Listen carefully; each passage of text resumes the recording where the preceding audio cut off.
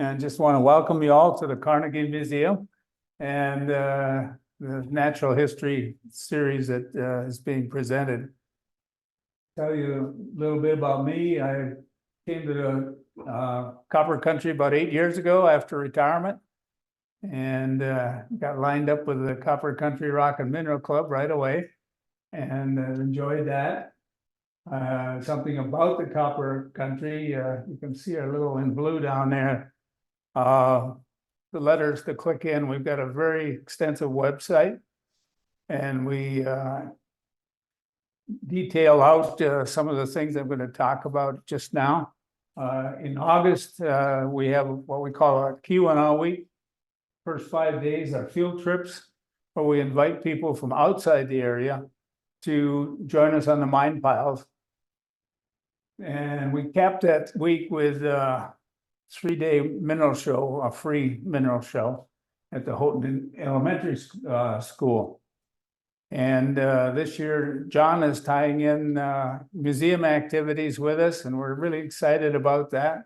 I'm hoping that in the following year, we can expand what we're doing in terms of a geology week, so to speak, for the area. And I know that's something Craig's been interested in, and it's starting to move in that direction. So with that, I probably should get started on the speech tonight. And basically, a couple other things about the club. It's been in business for 60 years, about 80 members. It's a nonprofit, of course. What I want to talk about a little bit today is our mining heritage in the area. A little bit on our setting, our geologic setting, some of the mines, and then working on the minerals in terms of screen. That's all. Yeah, your mouse. With all the trouble we've had with this, we probably better not jeopardize the getting the Apple computer adjusted to the format here has been a real challenge. But we've got it this far. Hopefully it'll get us through the discussion. And basically, we'll go through some of the minerals.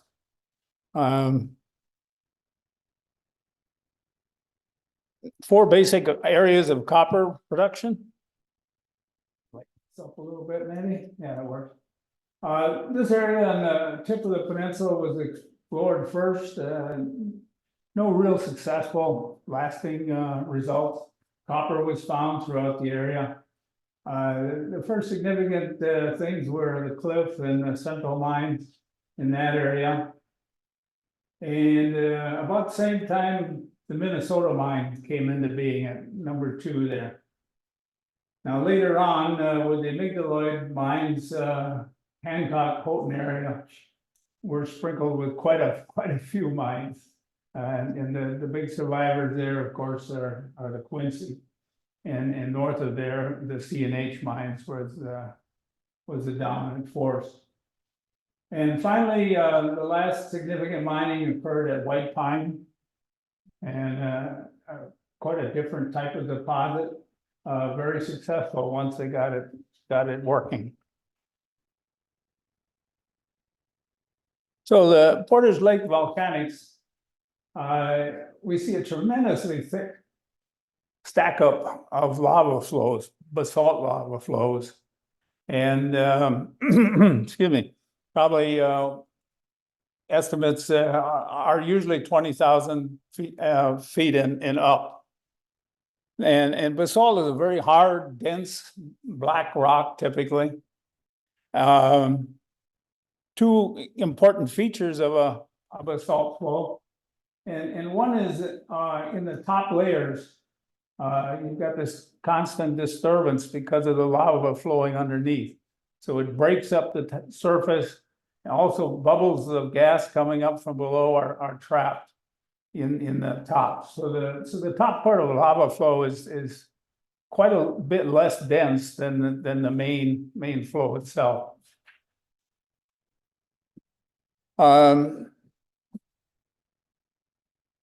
Also, can't forget about conglomerates. Conglomerate layers, some quite significant, are sandwiched in between the basalt flows. These were areas of when there was erosion and deposition on a lava flow. Then a succeeding lava flow would cover that up. And if you think of conglomerate, think of a gravelly surface of a stream, and large pebbles and rocks, and everything is wrapped around with sand. And if you just take that and freeze it into a rock, you've got a conglomerate. And we have very significant conglomerates interspaced in between the basalt flows.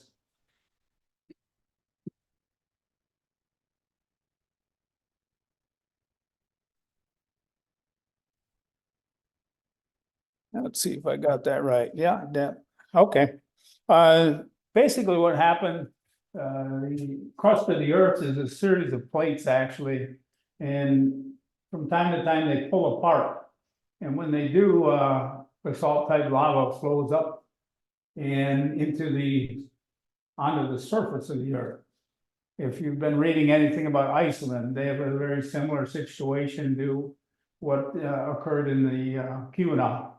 Our occurrence was about 2 billion years ago. And the lava flows came out one after another, stacked up, and they've estimated more than 200 lava flows occurred over millions and millions of years. And again, the mid-continent rift is what it's called, our particular rift, and had quite an extensive pull apart. And a lot of the lava right now is buried by sedimentary rock in the central states. But in our area, it is exposed, and in the Keweenaw flood basalts. So that was the first big event, the first pulling apart lava coming up into the area. And a second event is that the earth underwent compression. And so what was pulled apart before now started coming together. And in doing so, it formed a huge bowl of rock in basically underneath Lake Superior. You can see the Keweenaw Peninsula, the ridge that goes all the way up to the point. And Isle Royale is surfaces above the water. But in looking at side view, it's the same bedded volcanics or lava flows in both sides. And they've just been bent around. And Isle Royale had a fair amount of copper and a couple of mines. Some huge logistic problems trying to get things to market. But the more successful mines occurred in the Keweenaw. And you go from one end to the other, literally hundreds of mines. There's a couple of faults that I won't spend a lot of time on, but a fault is just where the rocks slipped against each other. And the original faulting was a pull apart faulting when there was rifting. When things started coming together, the rocks started moving along the faults in the other direction. And in any case, this is what we're looking at right now. And the Portage Volcanics is the site of the largest native copper deposit in the world. And for us standing in the museum right now, sitting in the museum, we're right on top of it. And it goes the length of the peninsula. To emphasize our copper country heritage. It's a huge part of the geography and the geology of this area. And I should also mention that with that bowl-shaped structure, the beds are angled probably 30 to 60 degrees And the formerly flatbeds have been depressed and fractured and into this bowl shape. And a lot of the mines were built along this 30 to 60 degree angle slope. Okay, now the stage is set for the arrival of copper. And basically intense heat and pressure forced the copper carrying fluids up into the rocks. And you'll recall the voids and fractures I discussed before. This became a great pathway for the copper fluids to move through. They moved through the faulted and the broken areas. And these voids and fractures became a great home for the copper as well.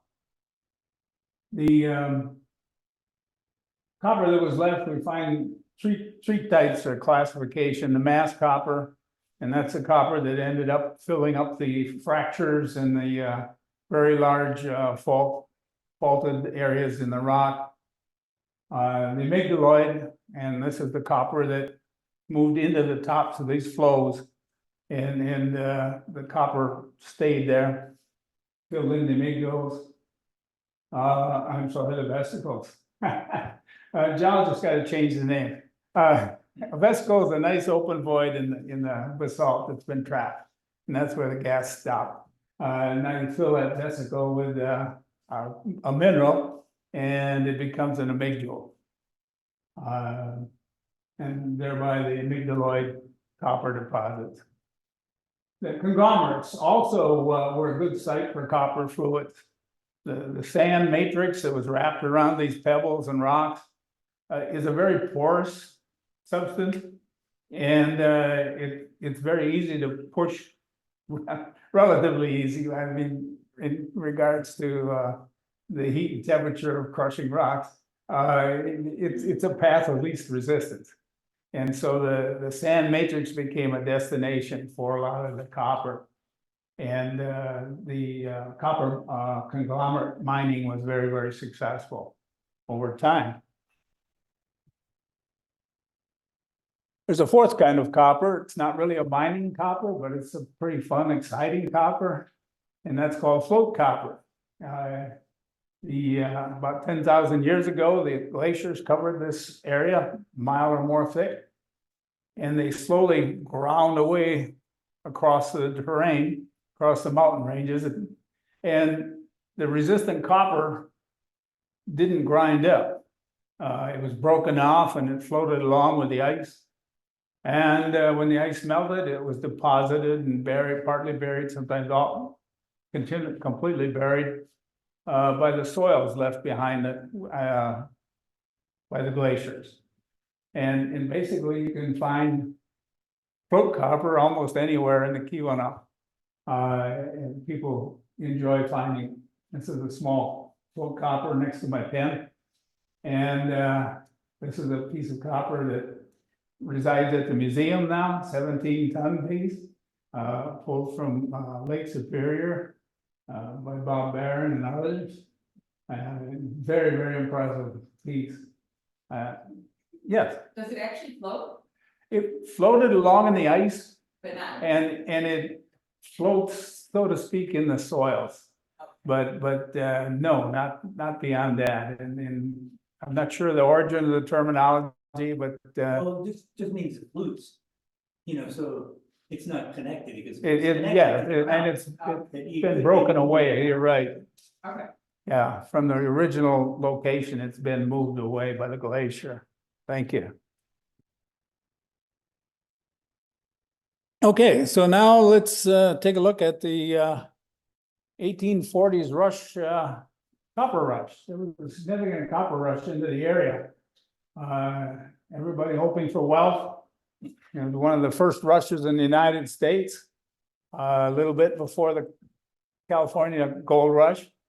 And hundreds of people came here, and then thousands of people came here looking for copper, and copper was to be found. The trick was to make it valuable in terms of being able to extract it and get it to market. So more than 300 mining companies were started. And by 1880, there was only 6 left. By 1960, there was only 2 left. So the attrition rate was pretty substantial. Now I want to have a little word about technology. And this is a massive copper of the times riding on a chariot of the times. The early miners didn't have electricity, they didn't have steam power. All they had was shovels and axes and hammers in their backs. And with that, they dug the mines, they built the villages, and the first copper was became a reality, I'll call it. And over the next 100 years, the mining industry, or the mining became an industry, and it participated in the Industrial Revolution. And as each mechanization was invented, it was adapted by the mines so that they could move forward with their success. The early miners worked underground with just candles for light. They basically hammered holes in the rock, put black powder in and blew it up. And then they, by hand, pushed that rock to the entrance to the mine, to the shaft, and it was hauled up. As the mines got deeper, there was a problem. The miners used a series of 30-foot ladders to get in and out of the mines.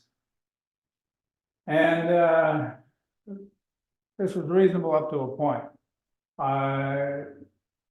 The Cliff Mine got down to 1,000 feet. And if you can imagine going down 1,000 feet to work, coming home, climbing up the height of the Hancock Tower to get home again, the limits of practicality had been reached. They developed a man lift that was sort of successful, a series of reciprocating poles or beams that moved the people up. But then eventually they modified the ore cars and actually came out of the mines on modified ore cars. And that was a lot more successful. The first type of mines, mass copper mines. At the Cliff Mine, those of you that know the area, it's a high bluff that they found a vein of copper at the top of that bluff, traced it down the bluff, and by the time they got to the bottom, it was 2 feet wide. And it turned out that most of the copper was underneath that bluff, and that's where the Cliff Mine dug. And it was successful for a short period of time and pulled out a significant amount of copper. The Central is very near the cliff. The story is very similar.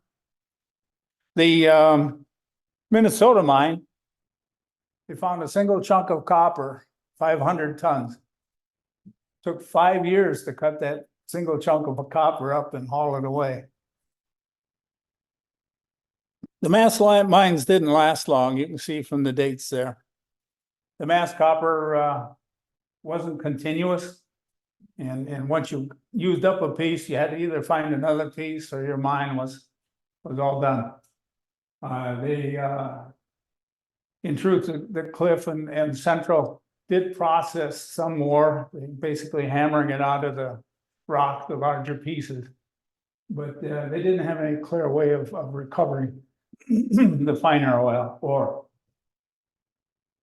And even though the huge masses of copper were common at first in those areas, the masses had to be cut up into pieces that were manageable. This is an early drawing, and there's a couple of miners swinging hammers, and another miner with a a chisel. You couldn't blow up the rock or the copper. They couldn't saw through it. The only way they could cut the copper up was by hammer and chisel, one blow after another. And very tedious, time-consuming work. The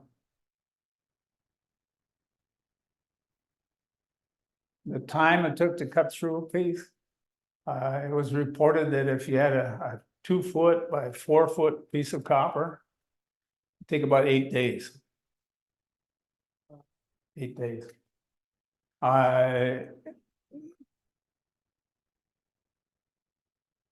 This is a photo from the time. You can see some chisels lying against the mass of copper here.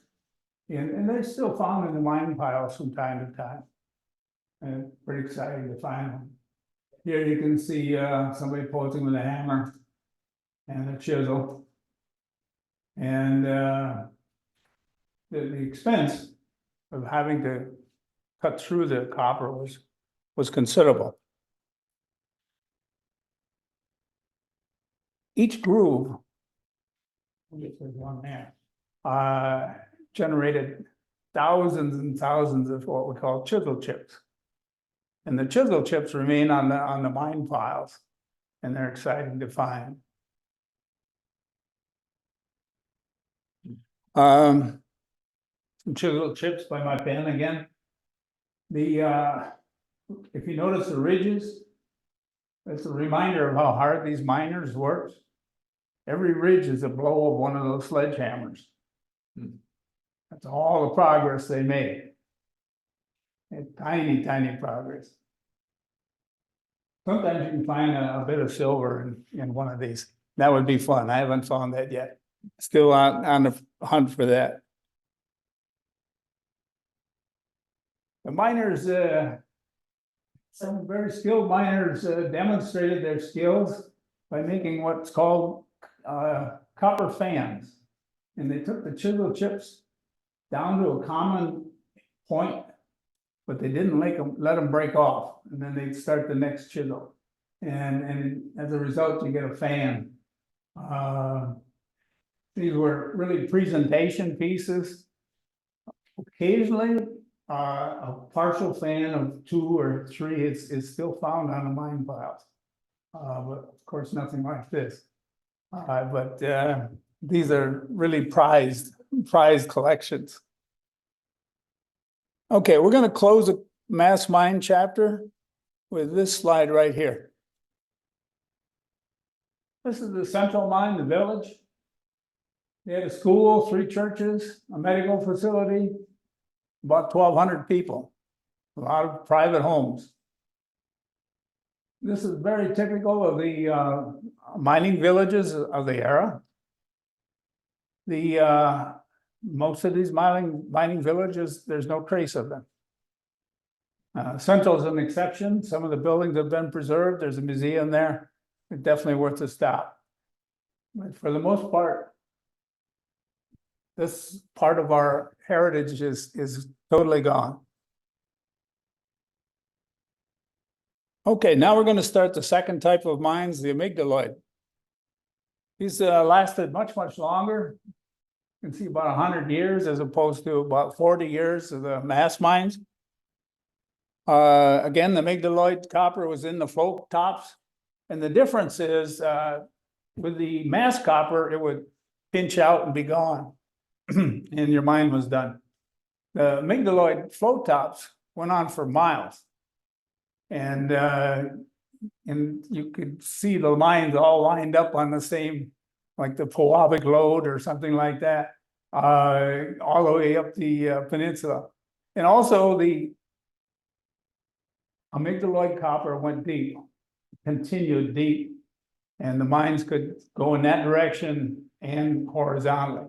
So they had a lot of rock to work with. Also, by this time, steam power was available.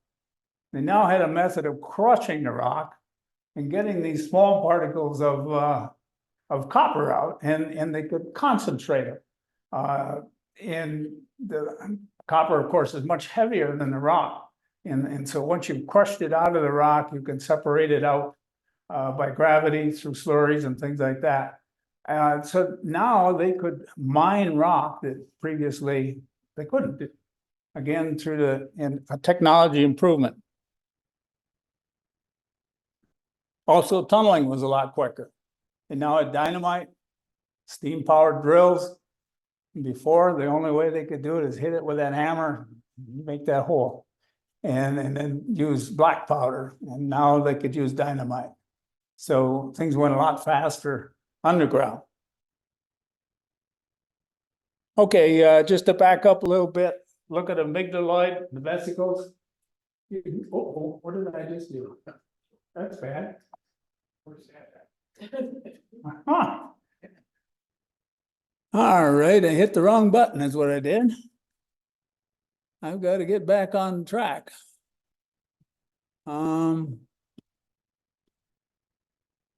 See, is that gonna work maybe? I'm gonna leave this button right there. I'm not gonna play with it anymore.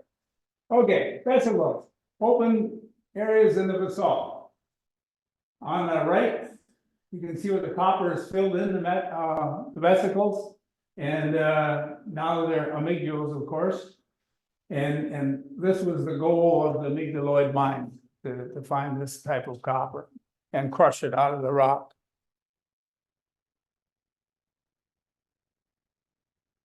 Quincy mine was one of the successful mines. This building in the foreground looks a lot like the gift shop. Again, the technology, they were building industrial complexes to mine the rock at this point. There's one thing I do want to point out in this picture, and it'll be typical of a lot of the early mine pictures. There's no trees. The big trees, trunks went underground to shore up the mines, and the rest went through the smokestacks to generate steam. And so from one end to the other, pretty much the Keweenaw Peninsula was denuded of trees. The coal came along later, and they switched to coal, continue the process of the steam.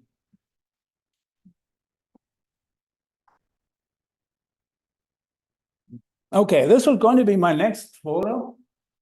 And I changed my mind because on the wall of the museum here, I saw a better copy, and there it is.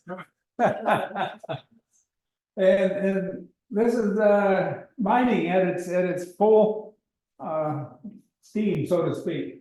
This is a railroad roundhouse that was west of Houghton on the canal. And you can see right above that, boats unloading coal. And behind that, there's boats being loaded with copper ingots. By this time, the mines were building their own railroads and servicing them in these roundhouses. And it was hundreds of mine cars, and they hauled millions and millions of pounds of coal, waste rock, and copper between the mines and the crushers and the smelters. Very big business at this point.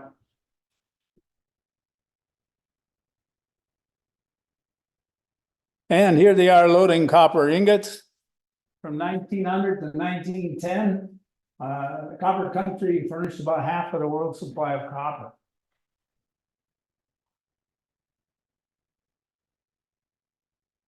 Now, let's look at some minerals. These are minerals associated with amygdaloid mines primarily. And of course, we'll start with copper. Copper it crystallizes in the cubic or isometric system. Crystals tend to have a lot of faces on, at least the copper ones do. Kind of chunky, squared off appearance. The one on the left is kind of a delightful stack up of little square boxes. By the way, these pictures and most of the pictures from the slides that are from the Seaman Museum, don't hesitate to go there. It's wonderful. The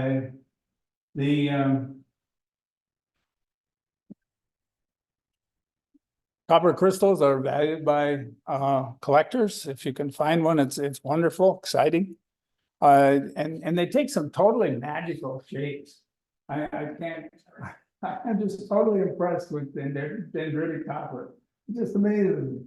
When this stuff has room to grow, it's very amazing figures that it can take on.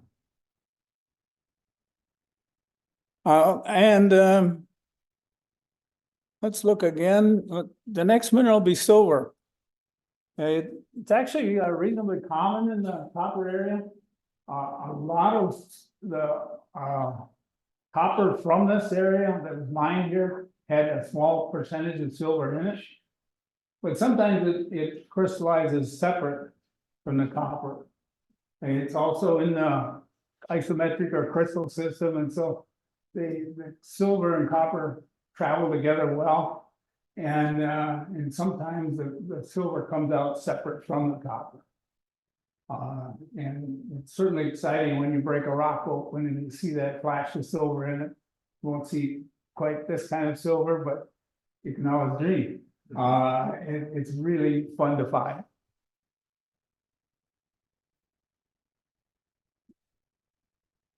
And sometimes copper and silver are found together in what we sometimes call hybrids. These, I believe, are both museum specimens. The buffalo there are having copper and a silver head on it.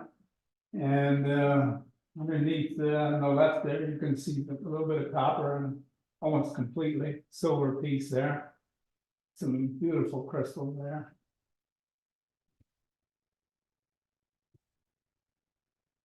Okay, next we'll go to a mineral that's very unique to the copper country.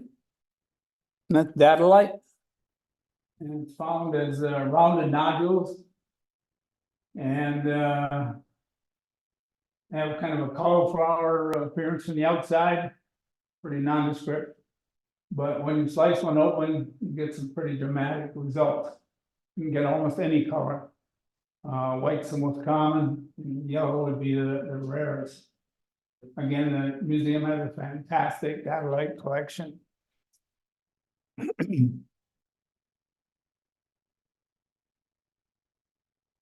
Datolite's found in other places, but not in the nodule form. And in this area, it's found in, I'll call it a shear zone, for lack of another word, where the rock moves together, it grinds into a kind of a rock flour, or mud, and apparently it gives a chance for these nodules to form, and pretty hard to press against that lava rock, but they can grow in the spaces where things have been ground away. Datolite's unusual, I forgot to mention, it's got boron in it, and pretty rare element, and so you've got to have a complete set of the silicas. You got to have a place for it to live and grow, and you got to have a little bit of boron that wanted to nucleize there. And when you get all that happening at once, you've got datolite. Sometimes a little copper shows up with the datolite, and you get a chance, the jewelers get a chance to make the customers happy. Calcite, very common material, common in usually in a massive form. In this area, it typically takes a reddish tone due to the copper. Calcite, I'll be contrasting a little bit with quartz here as I go on, but calcite is kind of a chunky crystal, and it comes to a point. I wonder if I can use my cursor. I bet I can. No, it's not showing. Okay. I'm afraid to use that other button. I'll go kill the slides there. The specimen on the right is a twin calcite. And if you would put a mirror right down the center of it, the two pieces would be a mirror image of each other. And that's a gorgeous, gorgeous specimen.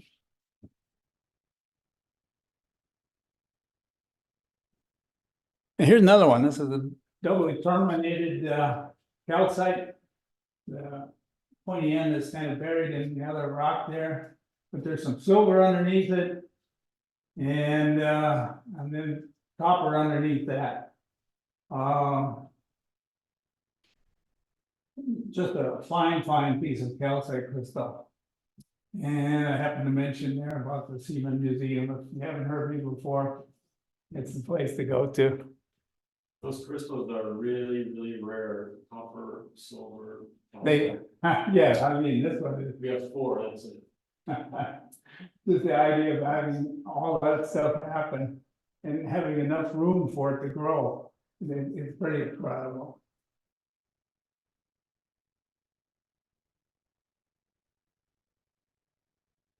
Okay, quartz, sometimes called the other white mineral. Quartz calcite, actually, they all come in all colors. In our area, the quartz tends to be a massive, kind of a milky white, you might call it. It's got a little more refractive index. It's a harder looking, more reflective crystal than the calcite. The calcite has the chunky crystals, and the quartz tends to have a long, elongated structure, and then has a little cap on the peak. These are some crystals that on the left, and again, quartz crystals, I believe, are pretty hard to find in this area as well.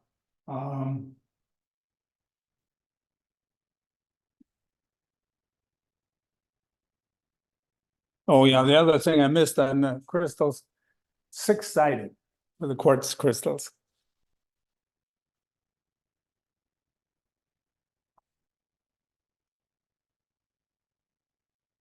Okay. Now this is a very special kind of quartz, agates. And here you've got a very fine crystal, a fibrous type crystal. And as each batches of crystals form, they'll take on the color of whatever impurities have congregated there, so to speak. And thereby the different layers and colors in the agate. And the agates are nothing short of spectacular. And their formation is fascinating as well. You can find them on the beaches. A lot of people are looking there. They're also found in some mine pits, gravel pits. More so in Minnesota probably than here, but they have been found here. Sometimes you can get copper in the agates, replace some of the bands, and this is very exciting. Very nice to be able to have one of these and find one and cut it open, find that copper looking at it. It's gorgeous. Is that amethyst in that one? Pardon? Is that amethyst in that one, or is that just the color? It's the color of the amethyst, and that's the best I can do. But amethyst is a quartz, so yeah.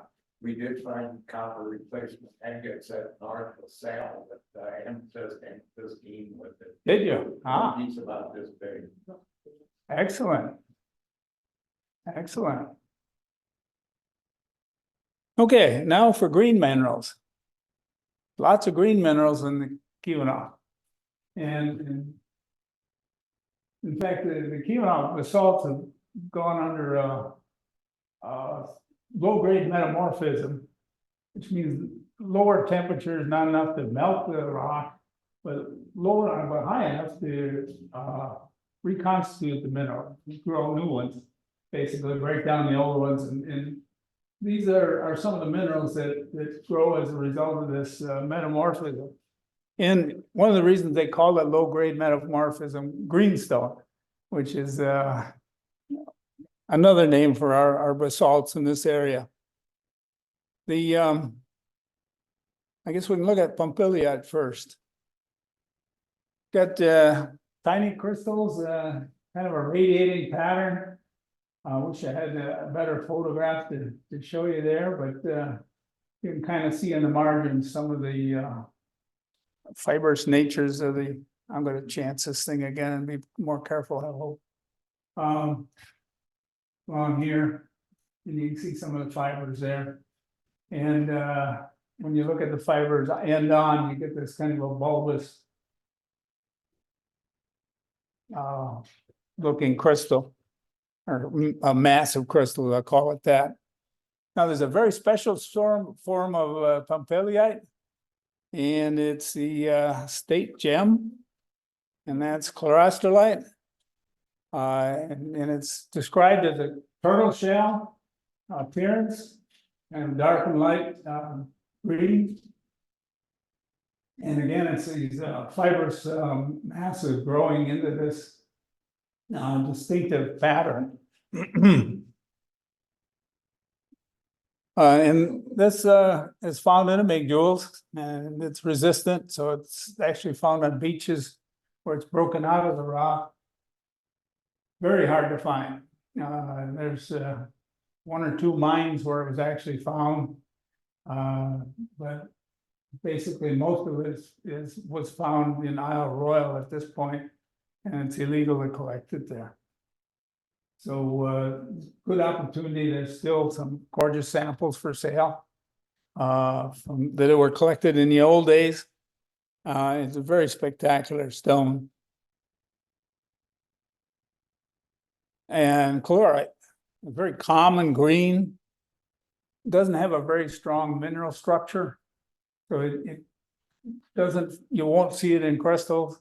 It'll be a coating or dispersed through the rock. You can see it occasionally, it segregates in an amygdaloid, and you can find a solid chloride amygdaloid. It doesn't have very much strength in that form either, though. But very characteristic green, and the green of greenstone rock come from the chlorite. Greenite has got a kind of a distinctive translucent color. Can be in a crystal form or can be just massive. And this ball-like bumpy crystal form, I'll call it that. And that can be in the amygdaloids or veins, and it can actually replace other earlier minerals. Next one is epidote. Has a very characteristic yellow-green to it.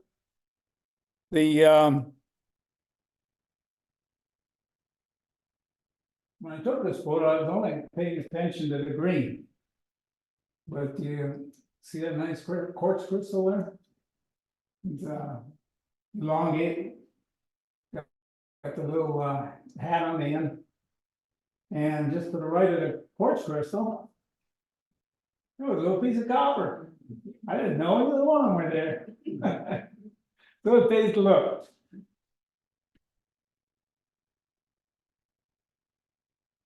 And you can get epidote crystals. I think they're particularly pretty. They're small, the ones that I've seen anyway. Here in the vesicles, they're dark and sparkly looking, and they're growing. In the field amygdaloids, then they have some quartz in with the epidote there, but you get some real pretty sparkly ones. This doesn't show the way I wish it would, but they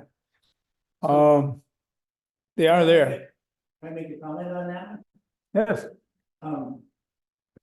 It shows something really beautiful that the geologists used when they were looking at amygdaloid minerals, because you can see how in those vesicles that are full of epidote, that there's a white ring around it. Right. I don't know what that white ring is, but it could be calcite. And so that's just a guess. But what the geologist's reason was that this gave them information about the order in which minerals fill the vesicles. And they used that as a way to explore, because they would take many different amygdaloid fragments and made the chronicle of the order of the minerals. And then they put them all together like a tree ring study, and they got an idea of how the fluids changed. And it helped them explore. Anyway, just thought I'd mention that. Mhm. Exactly right, and some of the clues that the geologists follow is sequence of age, very important. And then somewhere along that age line, there's copper. And the association's a little blurry in a number of the areas here, but the association is there, and the early miners worked very hard to try to establish that.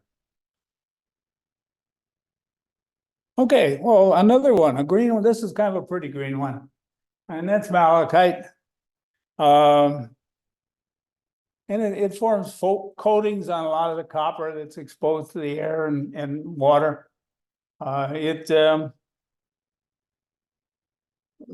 the covering on full copper has got quite a bit of malachite in it. Doesn't really have any crystal appearance to us, but it's a very pretty green and very distinctive color. And now for a pretty blue material, chrysocolla. And this can be in masses or in coats. You tend to find it more in the conglomerates. And it travels with its friend here, the green and the blue. And so you've got the malachite and the chrysocolla forming about the same time there. We're going to show a couple of red minerals now. Natrolite is the first one. And these are some small square-sided crystals. They make these fans kind of spread out, and they're very fragile. If you're lucky enough to find some, treat it carefully so that they don't break. And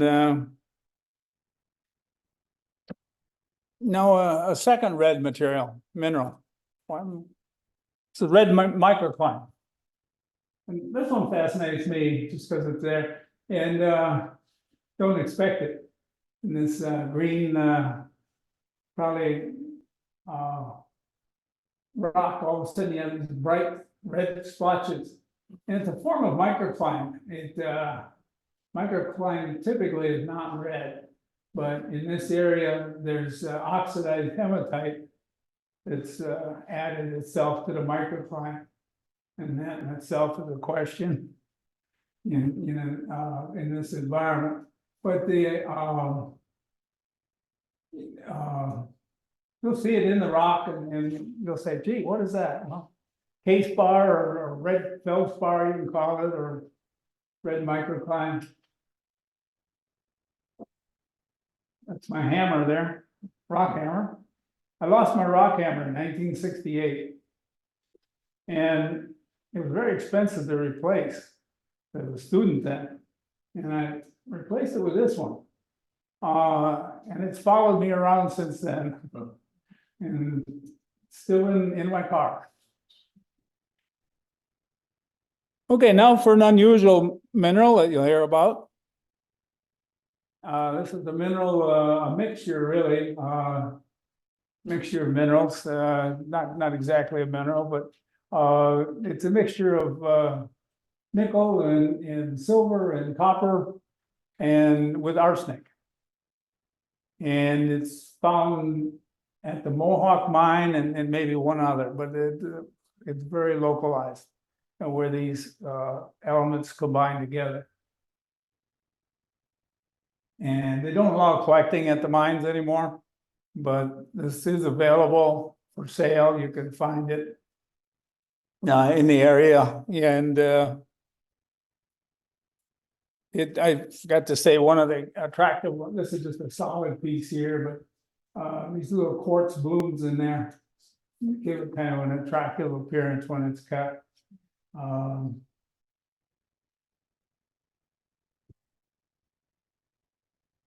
Okay, now we've gone through two types of mines, Amygdaloid and the mass.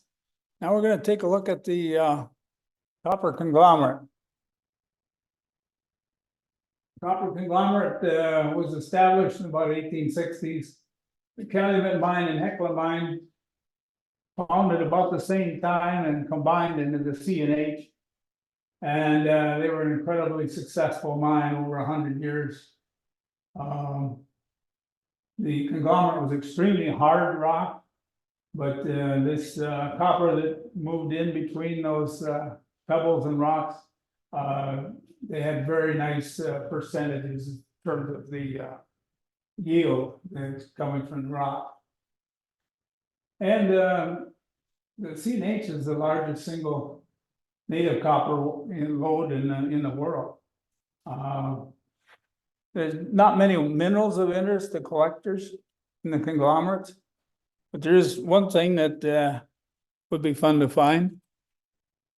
We'll look at a slide of the conglomerate, kind of a dramatic view, and you can see that bright copper is replaced this matrix around the pebbles.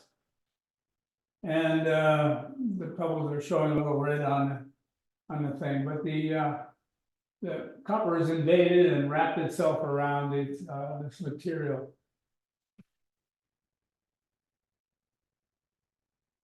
And now for the collectible thing. Sometimes you get what's called a copper skull. And in this case, the copper has wrapped itself around a pebble.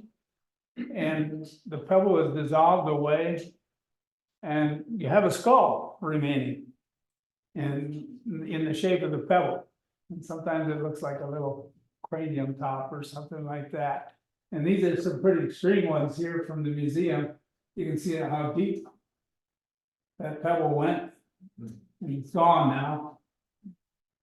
Yeah, Was the brains always calcite? I don't believe so. My indication is no, but that's something you need to check, because typically calcite wouldn't be preserved in a conglomerate. That stuff knocked around quite a bit before it came to rest, and so it had to be some kind of fairly tough mineral or rock rather. That's right, Bill. I don't know if this answers the question, but I just thought I'd mention it. In the Rose Center, there's a display of a big boulder of the conglomerate, which contains many skulls. They're not exposed like this, but you know, it's just a flat surface that's polished. But you can see the interior of them, and some of the interiors are completely replaced by copper. So whatever was there, and others are rhyolite fragments, which have been, again, intensely altered. And so I don't know if that particular slab, which was taken out of a big boulder that I think Lynn Perkis found in the dump up in Calumet, and it was sawed up. And so there's another piece of it in the Calumet Library and one in the Coliseum in Calumet. Because that kind of a scale, a great big rock like that, wasn't available to look at. And so people really loved having it. And anyway, it's one boulder. So does that tell the story of, you know, the question you asked? You know, we never know that. Well, I can tell you another story looking at these. As I had a graduate advisor who studied the deposits here. And when he saw the skulls like that, he said, they're telling me the direction in which the fluid moved through the rock. So that the open end was in the downwind side, and the other side that's piled up with copper was the way the fluid came from. And so he wanted to find a lot of those and determine the way that the fluid was moving. And I don't know if that's right or not either. I mean, geologists they can make up stories. And thereby the fun of geology. Because you gotta make a supposition and prove it. And it's fun doing both. That's why it's so much fun to look at what you're showing us, George. It's exciting. Yeah, well, I'm gonna show you one that's gonna give you another challenge. Come over here next and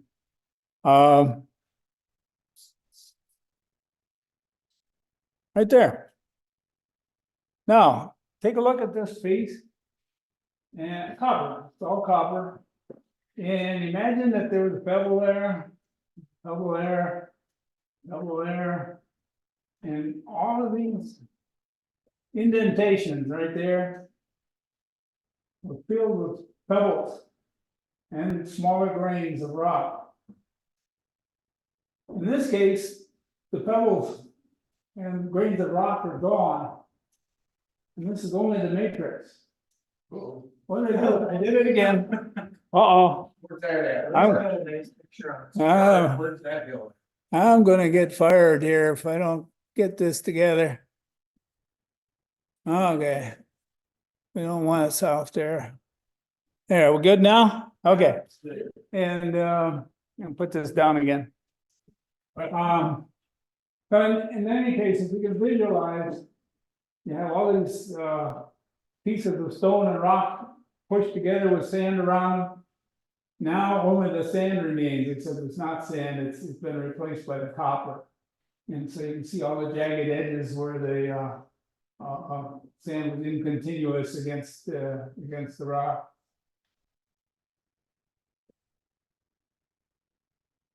Okay,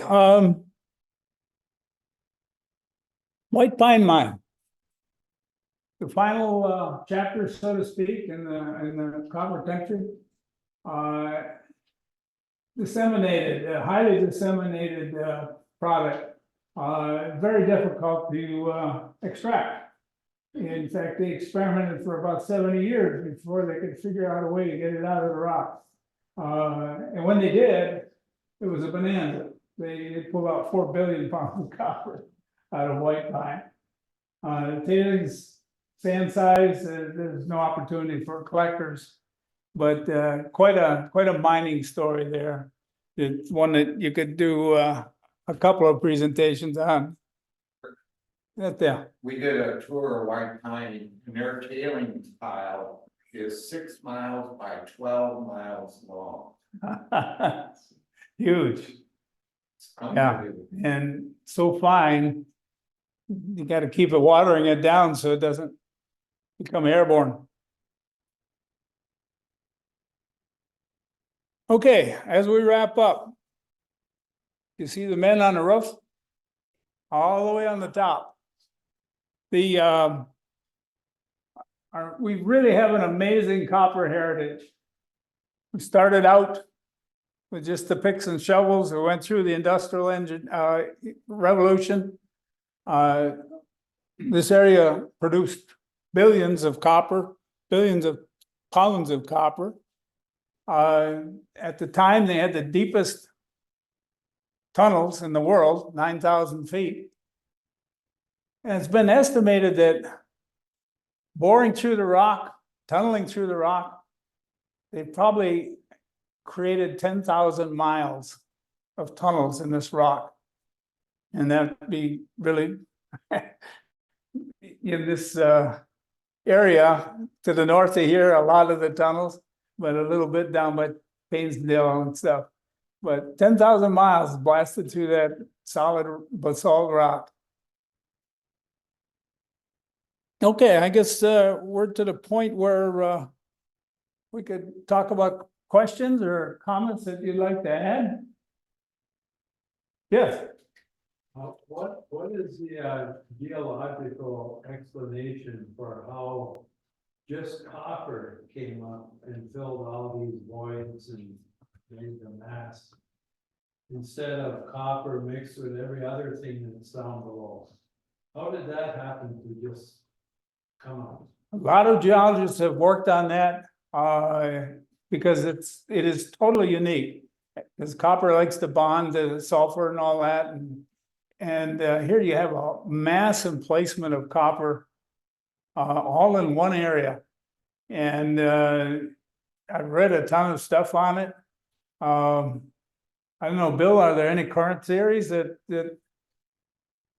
I think it's still a tremendous controversy, and it's a mystery that people want to solve, and there are some theories, but these theories are not bolstered by compelling evidence. You know, you have an idea and you need evidence to support it, or scientists will accept it as a, and we just don't have enough study of the right kind at this point, I think, to resolve this question. But people are saying things like the Eagle deposit. The Eagle deposit was the first copper in the UP, and it is loaded with sulfur. It's a sulfide. So they try to make an association of that very hot lava with a lot of sulfur in it. And people argue about where the sulfur came from and where the copper came from and all that kind of stuff. But if they all came from deep, you know, some people say, well, all the sulfur was used up in that early thing and depleted apart. Well, how do you prove something like that? You know, but that's just one example. There are many other examples of theories of how these elements, copper and sulfur, that are usually together, aren't together in our deposits here. I mean, the first geologists that came in here, like Douglas Houghton and his mentors, they all said, well, you know, the native copper is just at the surface, but as you go deeper, you're gonna end up finding sulfides, because that's what happens in many ore deposits. The sulfur gets kind of leached out of the top. So you have some native copper at the very top, like places like Arizona. But that didn't happen here. They were completely wrong on that kind of model, because they kept going down and they kept being native copper. So it's a puzzle, and you know, actually, in a way, we love puzzles like that. That's what keeps us busy, you know. But I don't think anybody's on the track to solving it. it's true, you know, and Dale, I'm gonna catch you in a second, but if you've got 14 billion pounds of copper that was recovered, which is only a tiny amount of what's still here, where did the sulfur go? You know, where is it living now? You know, and what is it combined with? And so it's a huge problem. And that's what makes it an anomaly. It's pretty exciting that way. Dale, I'm gonna. The only sulfur I've seen up here is like calcite, supergene hydrothermal. Farms on the top of the ground instead of in the ground, which I find amazing, because when you look at it, it looks like silver. It takes a great polish. But is there any other mixtures of sulfur with copper or other minerals, or are they all supergene? Or At the Eagle deposit, I don't know if you've seen, there's a big boulder of it, Eagle ore, up in the Dow building lobby. And it's an amazing thing, but it's made up of various copper sulfur associations. And that's the way it goes, you know, that's the way it's found underground and way. So that's one. It's a little ways away, but it's part of the same system. Right. It's a little bit older than Keweenaw left, but not very much. It was the beginning of the rifting. And so that's where the most sulfur is. Now, is the Eagle Mine and Eagle Mine East really the south end of the Sudbury Formation? Or is that totally different? Not to my knowledge, I haven't heard that suggested. I don't think it has anything to do with Sudbury. Because the material from Sudbury is so similar to Eagle and Eagle East. But the Sudbury is much older, so I just find it fascinating to see sulfur mixed with copper. I mean, I've never thought I would see that. well, those Eagle Mine rocks are truly amazing. So that's a new kind of rock there. They've now been found all over the world, similar kinds of things, because they found out how to look for them. They were first found in Labrador, a place called Boise Bay, I think. And but there's a huge one in this Russia. There's several in Minnesota.